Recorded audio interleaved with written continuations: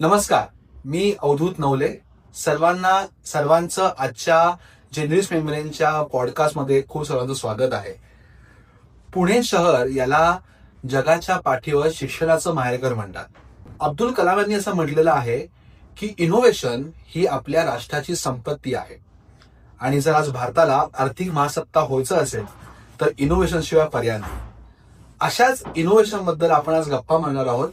जेनरिस मेम्ब्रेनचे founder doctor Ulhas Kharud sir, तुमचं स्वागत आहे आजच्या पॉडकास्टमध्ये. नमस्कार अवधूत, धन्यवाद. आणि मला निश्चित मेम्ब्रेन्स बद्दल आणि त्याच्या ऍप्लिकेशन्स बद्दल किंवा त्याचे काही फायदे होतात इंडस्ट्रीसाठी किंवा लोकांसाठी त्या विषयावर बोलायला आवडेल. येस सर, आपण सुरुवात करण्याआधी तुमचा मला प्रवास जाणून घ्यायला आवडेल.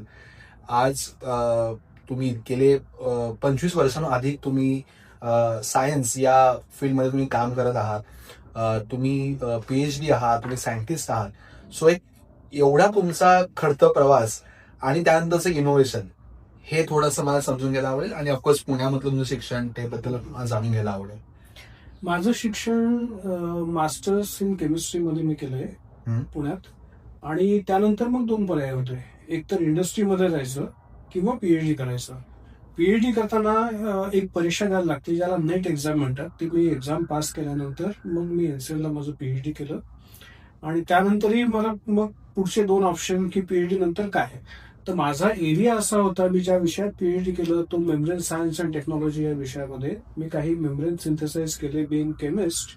हे करताना मेम्ब्रेन हा विषयाबद्दल मला थोडंसं बोलायचं आहे की मेम्ब्रेन म्हणजे आपल्याला नॉर्मली आपण आपल्या स्किन मधनं ब्लड बाहेर येत नाही पण घाम बाहेर येतो.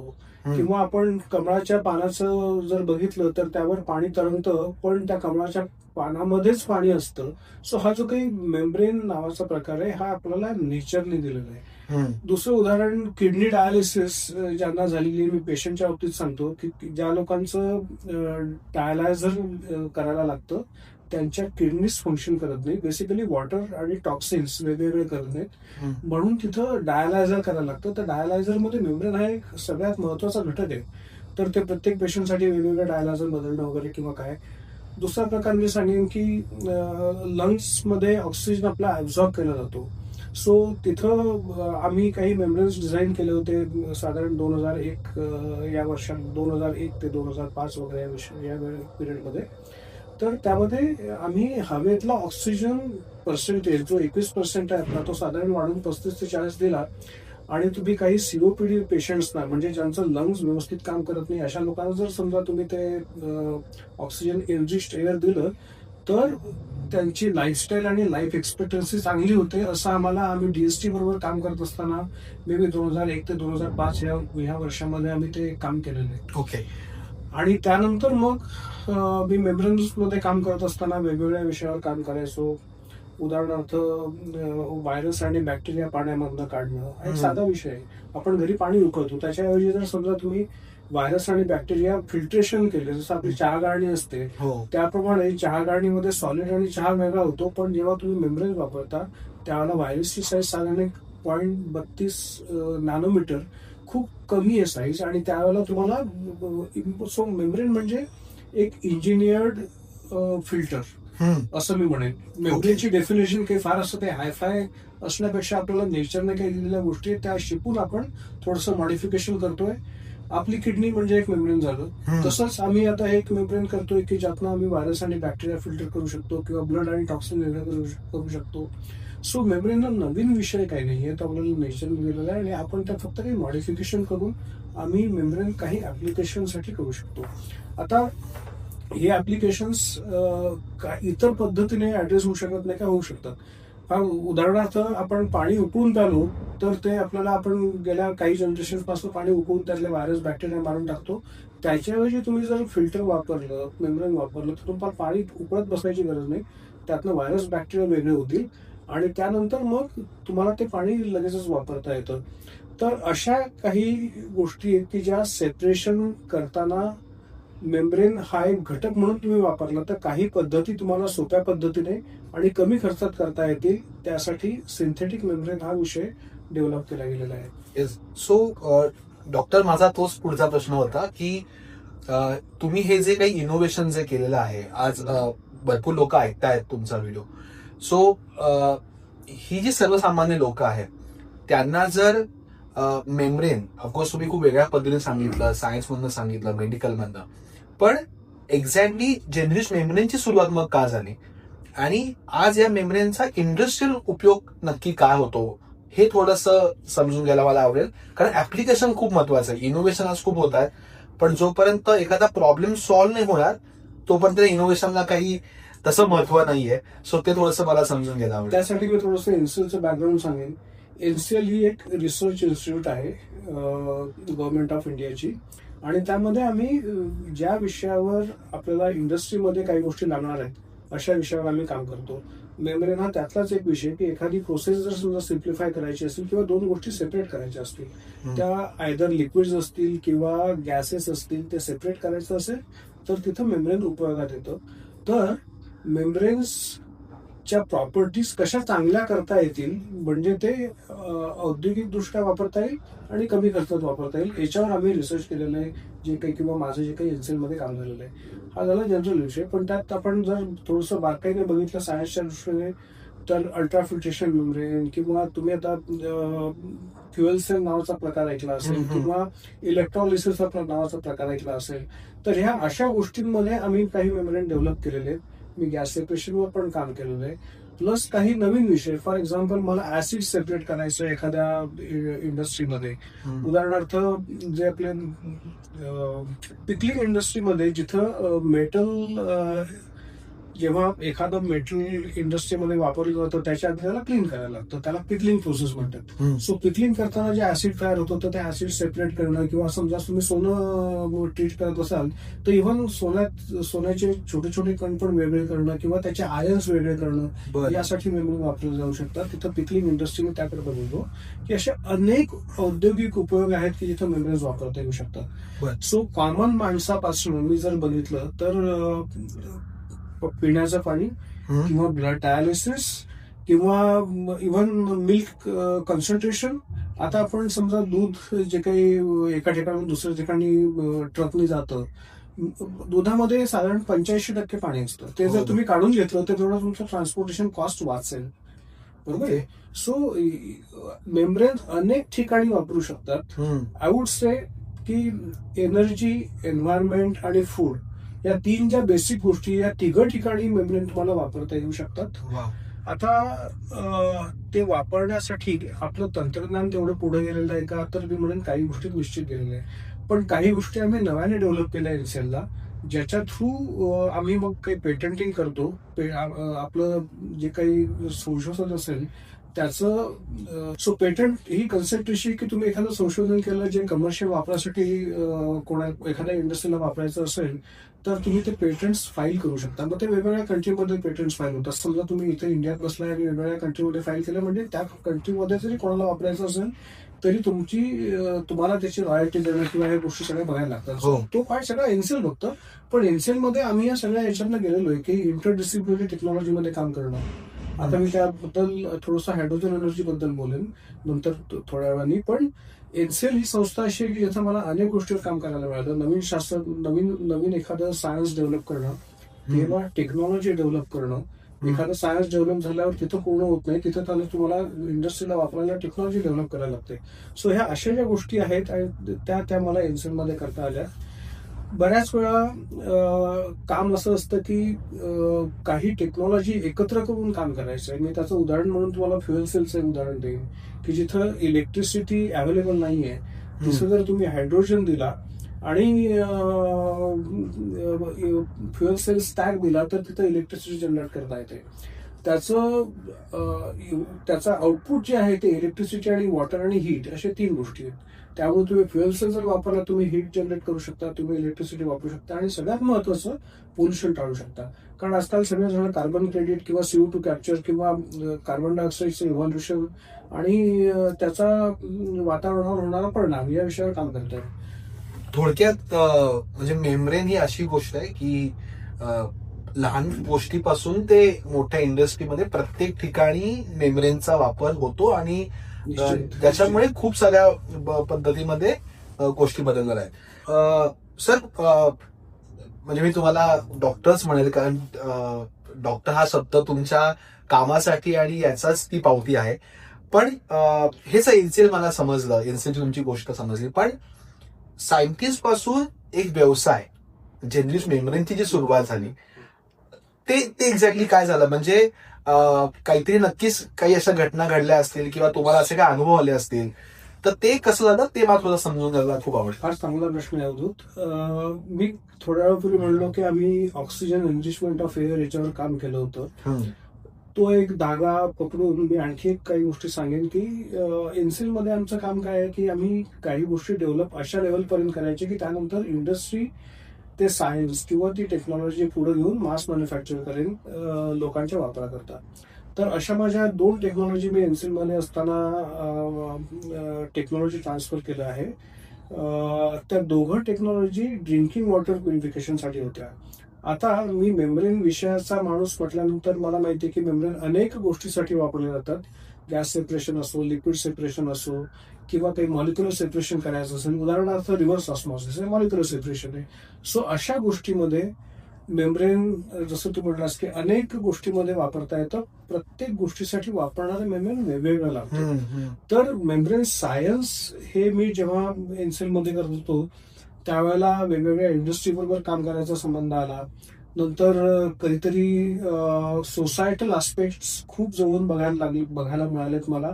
जेव्हा 1999 आणि 2001ला भूज अर्थक्वेक आणि ओरिसा सायक्लोन हे झालं होतं, त्यावेळेला आम्ही आमचे मेम्ब्रेनचे युनिट त्या वेगवेगळ्या विभागात पोहोचवून त्यांना ड्रिंकिंग वॉटर अवेलेबल करून होतं. त्यानंतर मग 2005 साली मी टेक ट्रान्सफर केलं एका कंपनीला की जे मेम्ब्रेन मास मॅन्युफॅक्चर करतील कमर्शियल ऍप्लिकेशनसाठी किंवा डोमेस्टिक ऍप्लिकेशनसाठी. त्यानंतर असं झालं की जेव्हाही भारतामध्ये एखादी कॅलॅमिटी आली, नॅचरल कॅलॅमिटी, त्यावेळेला आम्ही वॉटर प्युरिफिकेशन युनिट्स आमच्या टेक्नॉलॉजीचे जे बनवत होती ती कंपनी त्यांच्याकडनं घेऊन आम्ही ते युनिट्स त्यांना पाठवायचो. हे झालं वॉटर प्युरिफिकेशनचं. पण वॉटर हे पूर्ण एकच गोष्ट नाहीये. मी जसं म्हणलो की गॅस सेपरेशन महत्वाची गोष्ट आहे. For example oxygen nitrogen separation. Again मी तिथंच येतो की इंडियामध्ये ऑक्सिजन थेरपी हा नावाचा जो प्रकार आहे अजूनही बऱ्याचशा ठिकाणी असं आहे की हॉस्पिटलला गेल्यानंतर तुम्हाला ऑक्सिजन मिळतो. मे बी करोनानंतर सिच्युएशन बदलली असेल, पण करोनानंतर ऑक्सिजनचं महत्व सगळ्यांना कळलं. आम्ही काम केलं होतं 2001 साली COPD, chronic obstructive pulmonary disease नावाचा प्रकार आहे. त्यात असं होतं की माणसाच्या लंग्सची ऑक्सिजन अब्झॉर्ब करण्याची कपॅसिटी कमी होत जाते. तर त्या केसमध्ये तुम्ही ऑक्सिजन जर त्यांना हवेमध्ये वाढवून दिला ऑक्सिजनचं प्रमाण, तर त्यांना लाईफस्टाईल आणि लाईफ एक्सपेक्टन्सी त्यांची चांगली होते. याचं मी दुसरं उदाहरण सांगेल की आपण एखाद्या हाय अल्टिट्यूडवर गेलो किंवा एखाद्या पिलग्रिमेज प्लेसेसवर गेलो, उंचावर आपले अनेक देवदेवता आहेत, वैष्णोदेवी सारखे किंवा अनेक गोष्टी, तर अशा ठिकाणी गेल्यावर तुम्ही त्यांना ऑक्सिजनचा जेव्हा त्रास होतो उंचीवर गेल्यावर, त्यावेळेला जर आपण हे असे युनिट्स दिले त्यांना, तर त्या तिथे जाणाऱ्या लोकांना त्याचा फायदा होईल. दुसरं उदाहरण जवानसाठी हाय अल्टिट्यूडवर. So oxygen enrichment of air हा एक चांगला विषय होता जो इंडियामध्ये कोणी ते मेम्ब्रेन करत नाहीये. आता मेम्ब्रेन टेक्नॉलॉजी त्यासाठी मला मिनिचराइज करायला लागणार होती, कारण हा जरी विषय माहिती असला की ऑक्सिजन नायट्रोजन सेपरेशन मेम्ब्रेनने करता येतं किंवा बाहेरच्या विकसित देशामध्ये करतात, इंडियात कोणी करत नाही. सो ते मिनिचरायझेशन करायचं म्हणून आम्ही ही जेनरिच मेम्ब्रेन्सची सुरुवात केली. GenRich is basically gas enrichment. So आम्ही काय करतोय, एक मिनिट, गॅस एनरिचमेंट म्हणजे जेनरिच. हो, वा. म्हणजे आम्ही काय करतोय की हवेतला ऑक्सिजन एनरिच करतोय. तो 21% पासून आम्ही 40% पर्यंत दिला की साधारण 85% cases of oxygen therapy can be catered. असं त्यावेळेला हे मी सांगत नाही, अनेक पब्लिकेशन आहेत किंवा पल्मोनॉलॉजिस्ट हे ऍक्सेप्ट करतात. सो प्रश्न असा आहे की आपण त्याचा वापर करताना ते इकॉनॉमिकली फिजिबल असलं पाहिजे. म्हणून मग आम्ही ते जनरली स्थापन केलं की आपण निदान ऑक्सिजन थेरपीसाठी काहीतरी काम करूयात. डॉक्टर, आज आपल्या जो भारत देश आहे याच्यामध्ये शेती, ज्याला आपण ऍग्रिकल्चर ही जी इंडस्ट्री म्हणतो, याच्यामध्ये पण याचा वापर करता येतो का? आणि जर होत असेल तर तो कसा वापर आपण करू शकतो? कारण आज मेक इन इंडिया सारखे जे गोष्टी आपल्या भारतामध्ये करतायत, तर आज जो सर्वसामान्य शेतकरी आहे किंवा ऍग्रिकल्चरला लागून जी इंडस्ट्री आहे तिथं कसा याचा वापर आपण करू शकतो? निश्चितच खूप महत्वाचा प्रश्न आहे अवधूत. आता मेम्ब्रेन्स हे एक वेगळं एंटिटी असं समजायचं काही कारण नाही.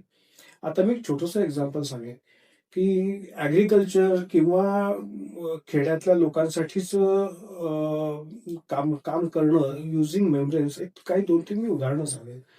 आता आपण एखादं पालेभाज्या किंवा फळं टिकवण्यासाठी, स्टोरेजसाठी किंवा इव्हन मनुका आपण तयार करतो द्राक्षापासून, त्या हो. प्रोसेसमध्ये मेम्ब्रेन्सचा फार चांगला उपयोग करता येतो. बर आणि ह्या आम्ही काही गोष्टी पीओसी म्हणून, प्रूफ ऑफ कन्सेप्ट म्हणून केलेल्या पण आहेत. बर तर त्यातलं मनुका ह्या गोष्टी करताना साधारणतः सल्फरचा वापर करतात आता, किंवा हाय टेम्परेचर वापरतात, किंवा पोल्युटेड एन्व्हायरमेंट वापरतात.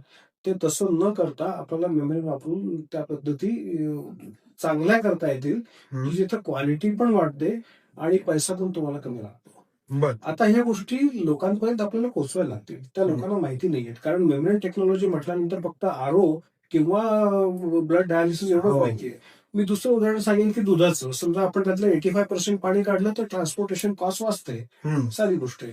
किंवा लोक पनीर करतात. पनीरच्या नंतर जे व्हे असतं त्याला पाणी म्हणतात, ते पनीरचं ते लोक फेकून देतात. त्यातलं तुम्ही जर प्रोटीन्स वेगळे काढले किंवा त्यातले शुगर्स वेगळे काढले, दॅट्स अ प्रॉडक्ट. बर तर ह्या अशा अनेक गोष्टी करता येतात. असंच मी वेगवेगळ्या धान्यांबद्दल बोलेन किंवा कपाशीबद्दल बोलेन, की जिथं स्टोरेजसाठी निश्चित कमीत कमी मेमरी वापरता येतात, किंवा त्यांच्या बेटरमेंटसाठी किंवा स्टोरेज लाईफ वाढवण्यासाठी मेमरी वापरता येते. डॉक्टर, मी असं बऱ्याचदा म्हणजे मला असं मी ऑब्झर्व केलं आहे की शेतीतला जो माल आहे त्याची जी जो स्पॅन आहे ते बऱ्याचदा नासतात किंवा Correct. पॅकेजिंग करा, आपण भरपूर माल एक्सपोर्ट करतो आज आपण. हो. सो खूप सिम्पल आहे. मी बऱ्याचदा चिप्स किंवा असं खातो आणि याच्यामध्ये भरपूर हवा असते. आम्हाला फक्त कळतं की यात हवा आहे, थोडक्यात ऑक्सिजन आहे, राईट? सो मग याचा उपयोग काही आपण करू शकतो का पॅकेजिंग मध्ये किंवा या फूड प्रोडक्टच्या एक्सपोर्ट मध्ये? सो आता पॅकेजिंग करणं म्हणजे काय, की त्यातली हवा अशी ठेवणं की ज्यामध्ये तुमच्या काही गोष्टी, समजा चिप्स, त्या खराब होणार नाहीत लवकर. बरोबर. तर त्या करण्यासाठी त्यातला ऑक्सिजन कमी केला जातो आणि मॉइश्चर काढलं जातं. आता हवेमध्ये मॉइश्चर असते सगळ्यांना माहिती आहे. आता म्हणतो आपली आता आमची आज ह्युमिडिटी किती आहे हे सगळ्यांना माहिती आहे. पण त्या हवेतलं जर मॉइश्चर काढून टाकलं, की जे मेम्ब्रेनने इझिली करता येतं, बर किंवा त्यातलं ऑक्सिजन कमी केलं जे मेम्ब्रेनने इझिली करता येतं, तर अशा गोष्टी जर आपण केल्या तर तुमचं इकॉनॉमिकल ऍक्सेप्टन्स किंवा तुमचं क्वालिटी इम्प्रूव्ह होऊ शकते. ओके, त्यात निश्चित मेमरी वापरता येतात.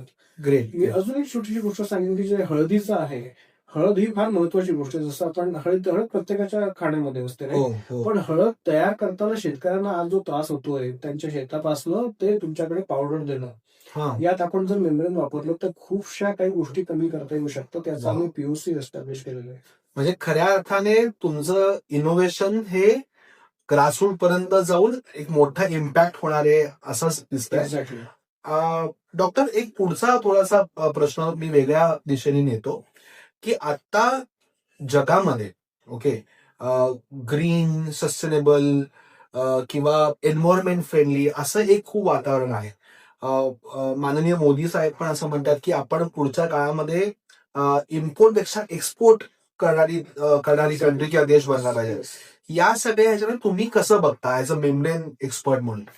वेल, हायड्रोजन इकॉनॉमी हा एक फार मोठा विषय आहे की जिथे मेम्ब्रेन्स वापरता येऊ शकतात अनेक गोष्टींमध्ये. हायड्रोजन इकॉनॉमी एक छोटीशी गोष्ट नाही, त्यात अनेक टेक्नॉलॉजीज येतात. बर तर त्या बऱ्याचशा, सगळ्यात महत्वाचं आपण घेऊयात की हायड्रोजन प्रोडक्शन. आता मोदी म्हणले होते की आपण हायड्रोजन एक्सपोर्ट करायला लागलं पाहिजे. म्हणजे काय, की आपलं इंधनावरचं जे काही आयात आहे, एस्पेशली ऑइल इम्पोर्ट, ते कमी होतील. बरोबर. हा एक प्रकार. दुसरा आहे, आपण एन्व्हायरमेंट आणि सीओ टूचे परिणाम किंवा ग्लोबल वॉर्मिंगचे परिणाम आपल्याला भोगतोय किंवा माहिती आहे आपल्याला. तर हे हायड्रोजन जर तुम्ही इंधन म्हणून वापरलं तर त्याचे बरेचसे फायदे होतात. फॉर एक्झाम्पल, तुम्हाला आउटलेट त्याचं वॉटर मिळतं किंवा हीट मिळते फ्युएल सेल वापरले तर. पण मग हायड्रोजन तयार कसं करायचं, तर त्याची टेक्नॉलॉजी इलेक्ट्रॉलिसिस, जिथं मेम्ब्रेन हा महत्वाचा पार्ट आहे. मेम्ब्रेन नसतील तर इलेक्ट्रॉलिसिस मला करता येते, तिथं मेम्ब्रेन येतं. So membrane works as a heart in many applications, जिथं आपल्याला, मला वाटतं, इंडियामध्ये आपण काहीतरी केलं पाहिजे. वा, खूप खूप मोठं म्हणजे हा विषय आणि समजून घेण्यासारखा आहे. याचा एक अजून म्हणजे मला काही प्रश्न पण आलेले आहेत. त्यातला एक असा प्रश्न आहे की आता सध्या हा खूप सर्वसामान्य लोकांचा प्रश्न आहे, पण महत्वाचा आहे की पेट्रोल, ओके, आणि आता आपल्या भारतासाठी इथेनॉल आणि हे सगळं चर्चा चालू आहे. हम्म. सो ह्याच्यामध्ये पण मेम्ब्रेनचा उपयोग होतो का? आणि तो कसा आपण बघितला पाहिजे, आणि याच्यामध्ये जो मेक इन इंडियाचा जो इम्पॅक्ट आहे तो काही साध्य होणार आहे का, गॅस आणि या सेपरेशन? महत्वाचा शब्द उच्चारला आता एक मेक इन इंडिया. हो. आता मी खर तर सायंटिस्ट म्हणून इन्स्टिट्यूट मध्ये राहण्यापेक्षा मी विचार केला की मी माझी एक स्वतःची जी कंपनी सुरू केली होती ऑक्सिजन इन्व्हेस्टमेंटसाठी, तिथं थोडंसं स्पेक्ट्रम जर मी वाईड केला हा. तर आणखी मला काही गोष्टी करता येतील. तर मी असं बायोगॅसवर आता आम्ही काम करतोय. तर बायोगॅस म्हणजे काय की तुम्ही कुठलंही एखादं ऑर्गॅनिक मटेरियल घेतलं, हा. शेणापासून बायोगॅस तर ही कन्सेप्ट मान्य, पण बरोबर. आता लोक सेपरेटली त्यासाठी गवत उगवायला लागलेत. बर. त्याला किंवा आपण आता पंजाबमध्ये हरियाणामध्ये पराली जाळणं म्हणतो, तर हो. ते जाळण्यापेक्षा तुम्ही त्याचा बायोगॅस केला आणि तो बायोगॅस तुम्ही इंधन म्हणून वापरला तर तुम्हाला आणखी फायदा होतील. तर जाळण्यापेक्षा इंधन म्हणून ते वापरता येईल. ओके. तो इथेनॉलची गोष्ट जर म्हटलं आपण तर गडकरी साहेबांनी सांगितलेलं की आता तुम्ही गडकरी साहेबांनी सांगण्यापेक्षा मला हे म्हणायचं की इथेनॉल जर तुम्ही पेट्रोलमध्ये वापरलं तर तुमचं आपण त्यात इथेनॉल कंटेंट वाढवत चाललोय. सुरुवातीला 5% होतं, नंतर 10%, नंतर 20%. याच्या मागचा उद्देश असा आहे की तुमचं ऑइलवरचं इम्पोर्ट जे काही आता क्वांटिटी आहे किंवा जो काही रिलायन्स आहे तो कमी होतो.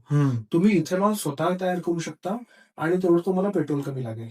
त्याकरता मग इथेनॉल मध्ये बरेचसे लोक काम करतायत किंवा लोकांचा त्याच्या तिकडं ओढ वाढतोय. हो. आता इथेनॉल जर वापरायचं असेल तर ते प्युअर इथेनॉल लागतं 99.99% वॉटेवर. आणि इथेनॉल आपण तयार करतो फर्मेंटेशन प्रोसेसने, म्हणजे त्यात पाणी आहे.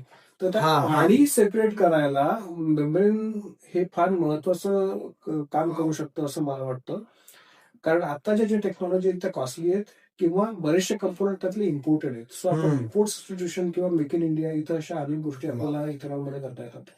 सो डॉक्टर, हे कळलं, म्हणजे आता मला मेम्ब्रेन म्हणजे समजले, तुमचं इनोव्हेशन समजले, पण समजा आता मी माझ्यासारखा एखादा व्यवसाय करायला जो मुलगा असेल किंवा एखादा इंडस्ट्री असेल, तर तुम्ही कसं काम करता? कारण मग तुम्ही कन्सल्टन्सी देता का पूर्ण ते ते नक्की काय जनरिश मेम्ब्रेन ऍज अ कंपनी कसं काम करते, तुमची प्रोसेस काय आहे, तुम्ही तो प्रॉब्लेम कसा सॉल्व्ह करता? आता जनरिश मेम्ब्रेन्स काही गोष्टी मॅन्युफॅक्चर करते की जिथं आम्हाला माहिती आहे की लोकांना वापरता येईल.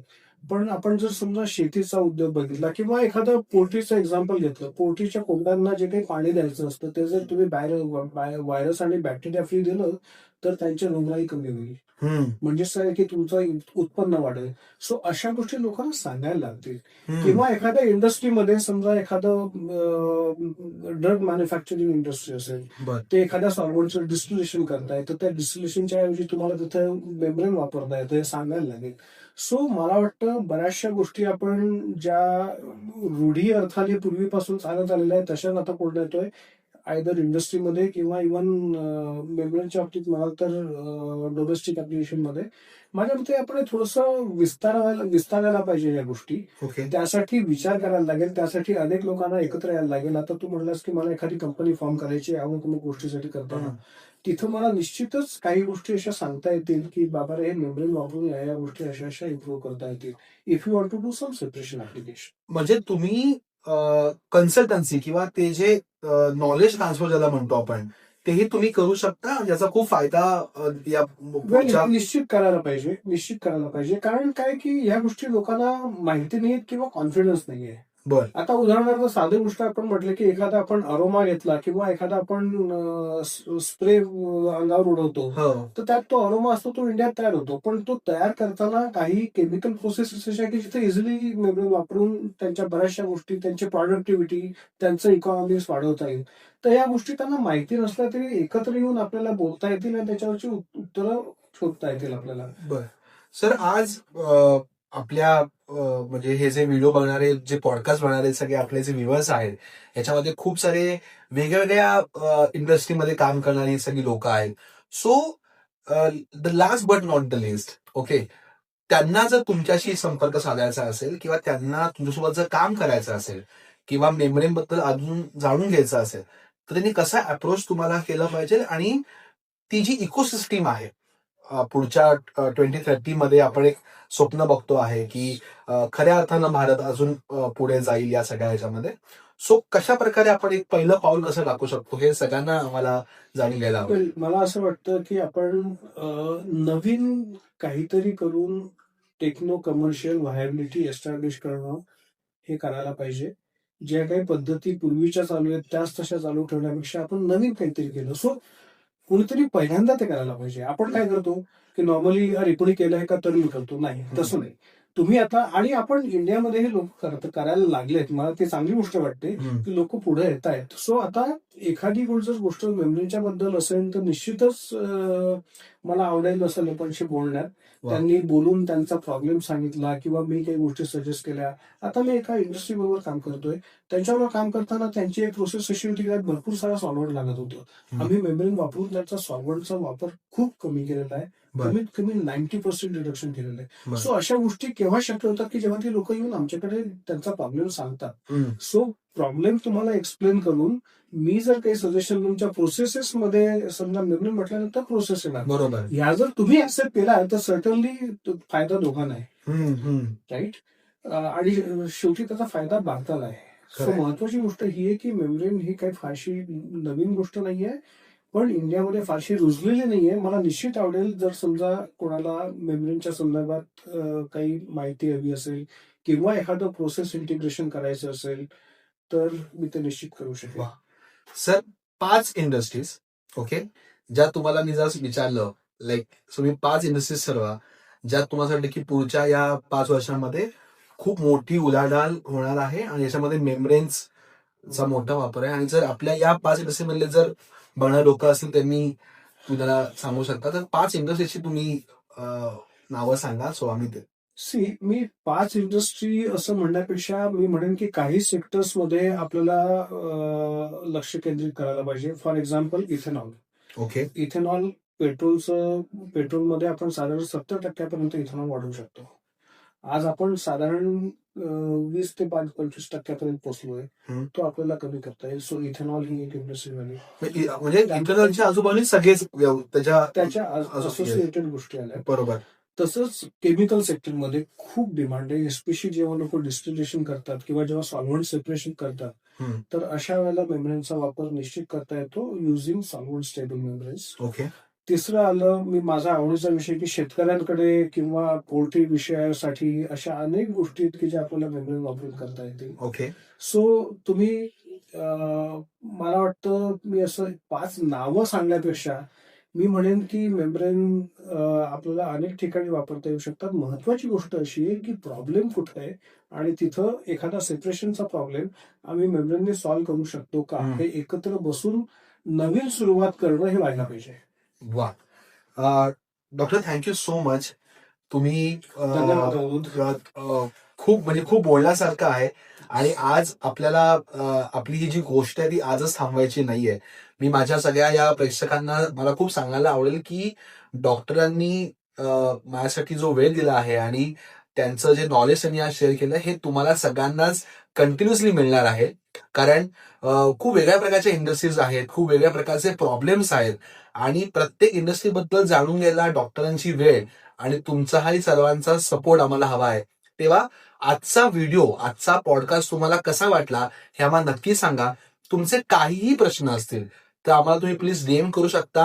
आमच्या सेक्शनमध्ये मी डॉक्टरांचा नंबर, आमची वेबसाईट सगळं सांगतोच आहे. आणि तुम्ही मेक इन इंडिया किंवा आपल्या जर भारताला खऱ्या अर्थानं जर पुढे मजबूत करायचं असेल किंवा इनोव्हेशन मध्ये जर काम करायचं असेल तर जेनरिश मेम्ब्रेन ही आमची वेबसाईट तुम्ही नक्की बघा आणि तुमचे कुठलेही प्रश्न असतील तर आम्हाला डीएम करा. Thank you so much. आमचा पुढचा व्हिडिओ हा लवकरच येणार आहे तेव्हा अधिक जाणून घेऊयात या आपल्या सिरीजमध्ये. Thank you so much. थँक्यू.